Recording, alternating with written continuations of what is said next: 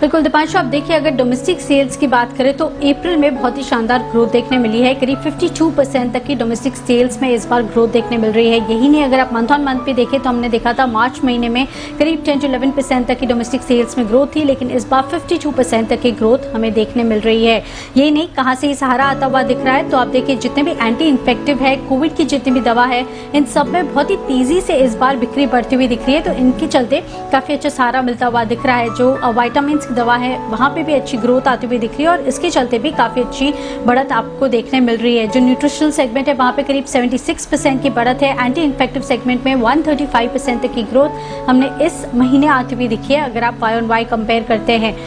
एक पिछले साल जो हमने बेस देखा था वो छोटा था, इस बार जो वॉल्यूम ग्रोथ है वो काफ़ी ज़्यादा बढ़ती हुई दिखी है। और इसके अलावा जिस तरह से कोविड के इलाज में नई नई दवा आती हुई दिख रही है, इसके चलते भी हम देख रहे हैं कि इस बार जो ग्रोथ है वो आपको काफ़ी उछलकर दिख रही है।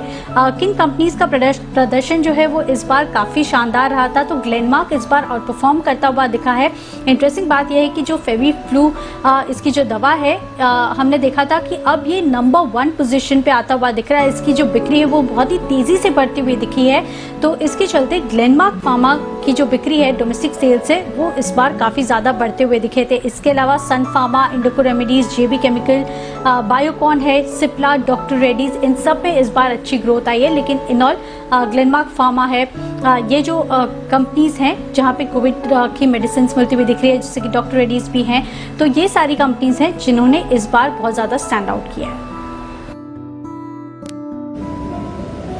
बिल्कुल, तो फार्मा सेल्स अप्रैल के महीने में जबरदस्त उछाल दिखाकर गई हैं, तो एक फंडामेंटल खबरों का भी सपोर्ट आ रहा है जिसकी वजह से आप फार्मा में जबरदस्त एक्शन बनते हुए देख रहे हैं। और डॉक्टर रेड्डीज स्पेशली पिछले कुछ दिनों से खबरों में रही है, मोमेंटम में भी रही है। देखते हैं यहाँ से और एक्शन आता है कि नहीं। आज सुबह भी खबर थी, जो DRDO ने एक नई दवाई बनाई है 2DG, उसका प्रोडक्शन डॉक्टर रेड्डीज करेगी और कोरोना के इस्तेमाल में इसका भी यूज होगा। सचिन जी, डॉक्टर रेड्डीज पर कोई राय? 5300 के ऊपर सुबह से गेन्स होल्ड कर रहा है, कोई बड़ा ब्रेकआउट नहीं आया बट अपनी गेन्स होल्ड कर रहा है।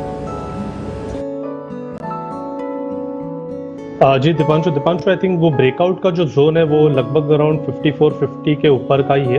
बट जिस तरीके से इसने अपनी सीक्वेंस बरकरार रखी है, तो मुझे लग रहा है किसी की अगर एग्जिस्टिंग पोजीशन है तो उसे होल्ड की जा सकती है। स्टॉप लॉस उनको लगाना चाहिए अराउंड 5285 के आसपास का, जो ऑलमोस्ट आज के डे का स्विंग लो है।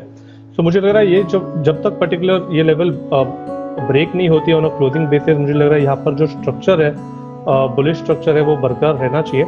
एंड ब्रेकआउट मुझे लग रहा है कहीं जाकर 5460 के ऊपर ही नजर आ सकता है। तो 100 पॉइंट की तेजी के बाद ही मुझे लग रहा है एक अच्छी मोमेंटम के लिए तैयार होना चाहिए। बट फिलहाल के लिए अगर एग्जिस्टिंग लॉन्ग है तो होल्ड करने की सलाह होगी। स्टॉप लॉस आपको लगाना है 5285। ओके, तो ये है आपके लिए डॉक्टर रेड्डीज पर राय। पूरे फार्मा पैक में आज जबरदस्त एक्शन बनते हुए देख रहे हैं। विनाइल केमिकल्स, इसके नतीजे आते हुए दिख रहे हैं। छोटी सी कंपनी है, 250 करोड़ मार्केट कैप की, बट नतीजे दमदार रहे हैं। आय डबल से भी ज्यादा आई है, ऑलमोस्ट 2.5 गुना आय में उछाल दिखा है। 71 करोड़ से बढ़कर 167 करोड़ की इनकी आय आपको आती हुई दिखी है।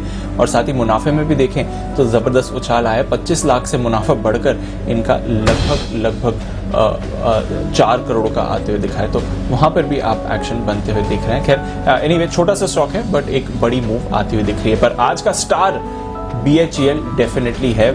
10% से ज्यादा का उछाल ऑलरेडी दिखा चुका है। जैसे मैंने बताया कि जिस तरीके से ये स्ट्रक्चर है, जिस तरीके से मोमेंटम मिला है, एक फ्रेश ब्रेकआउट हुआ है, तो लगभग 705 के आसपास के स्विंग्स तो बनने चाहिए। तो अगर किसी को कैरी फॉरवर्ड करना है डेफिनेटली करना चाहिए। एंड स्टॉप लॉस अभी आपको लगाना चाहिए अराउंड 679 के क्लोजिंग बेसिस पे ही। तो 2 रुपए का स्टॉप लॉस होगा यहाँ से। एंड मुझे लग रहा है कि 705 के आसपास के स्विंग्स कल के सत्र में देखे जा सकते हैं। ओके, तो ये है आपके लिए यूपीएल पर राय सचिन जी की तरफ से। आइए फिर फाइनल क्लोजिंग की तरफ चलते हैं। और जो लेवल्स अनिल जी बोल रहे थे इंपॉर्टेंट है बाजार को होल्ड करने के लिए, वो